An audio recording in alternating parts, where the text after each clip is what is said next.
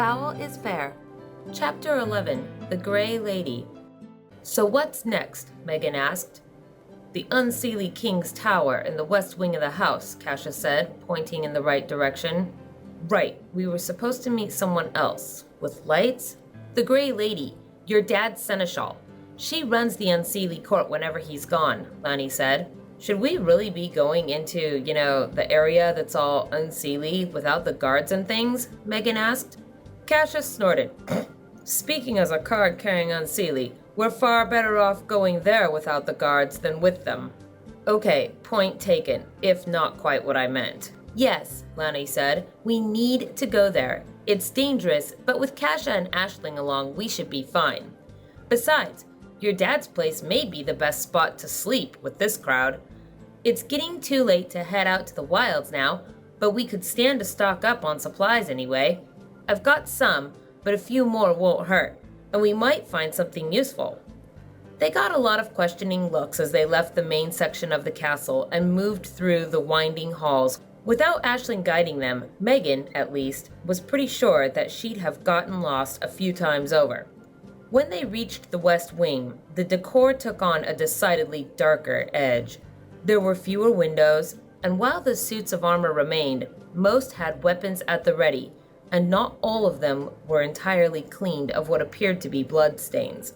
The artwork depicted frenzied revels instead of pastoral scenes, and witch burnings instead of gatherings around firelight. The paintings of glorious heroes were replaced by a theme of great hunts, where tall figures, one of whom had horns, chased down hapless mortals with hordes of fairies and giant hunting hounds.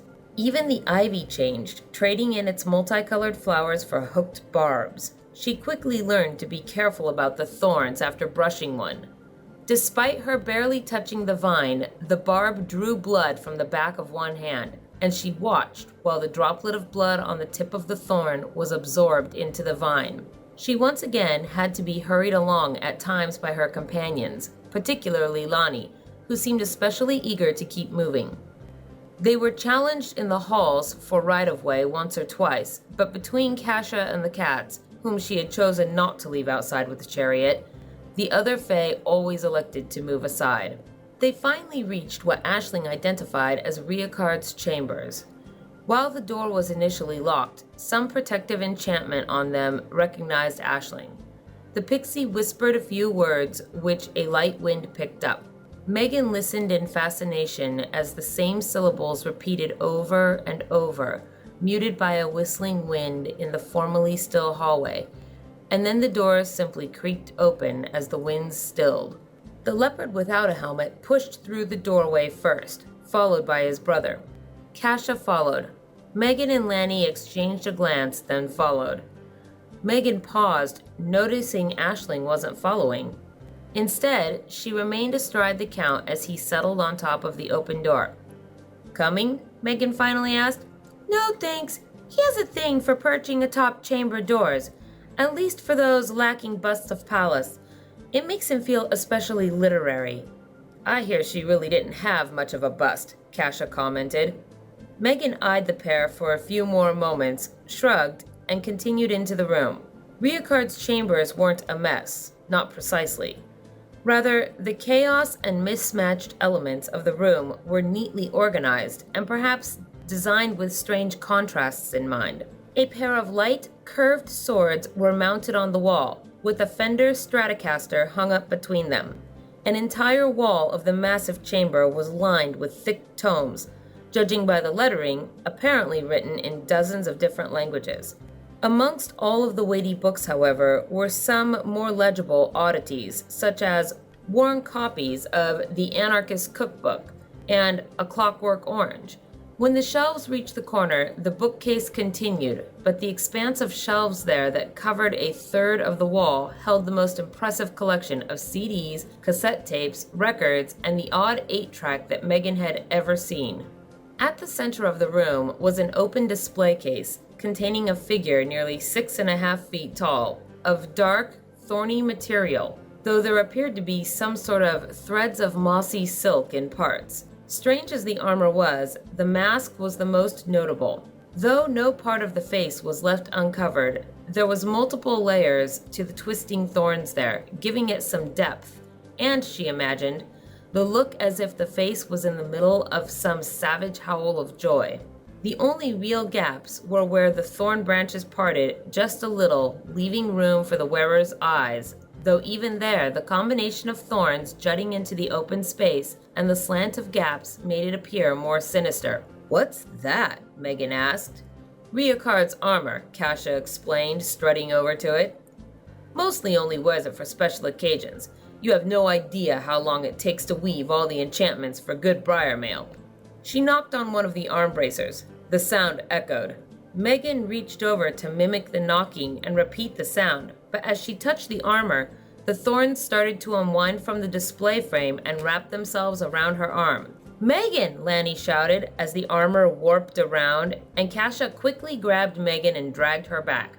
The thorns paused, then wound themselves back around their frame. Megan flailed at first, but I'm okay, she said, between half-panicked breaths. "It didn't hurt you?" Lonnie asked. "No." Megan looked at her arm, which had not a scratch. "Felt kinda silky now that I think of it. Just creepy as anything, obviously. Yeah." "Hello," came a soft sing-song whisper. Megan almost worried for a moment that the armor was talking, before the little wisp of light came whirling around in front of her. She recognized the presence of a will-o-wisp this time, the little ball soon hovering just inside the doorway. "Hello?" "The Gray Lady will see you now," came the melodic whisper. They followed as the will-o-wisp retreated from the room and headed to an audience chamber not far away. The room wasn't as grand as the ballroom, but it was still impressive. As the centerpiece of the room, 4 legs of twisted wood seemed to grow directly out of the stone floors, the ensuing branches entwining to form a meeting table. The chairs were less rooted, but of similar design, though each had velvet-lined backs and cushions. At the head of the table stood a woman in a dark gray cloak. Her only accompaniment was a will-o-wisp, soon joined by the other that had guided them, which floated over to hover just to the woman's left. Her hair looked like layers of silver wire that had been allowed to tarnish. Her eyes were like blank mirrors, expressionless. That there were dark circles under her eyes was too much understatement. There, and only there, her skin was jet black, the rest being a sickly pale color. From the corners of her eyes to her jaw, disappearing only under her cloak where it clasped at her throat, rivulets of mother-of-pearl were somehow overlaid or stained on her skin. The streaks shone like eerily trailing rainbow teardrops when the light hit them. Megan curtsied, following Lonnie's example, while Kasha bowed deeply. Aisling and the Count settled in at the table, the pixie dismounting from the crow while looking at the woman distrustfully. The Gray Lady ignored the pixie's lack of respect, head turning slightly as a sign that her blank eyes were passing over each of them in turn before she appeared to settle on Megan. Her mouth didn't move. The only voice came from the will-o-wisps. "The unseelie king's daughter.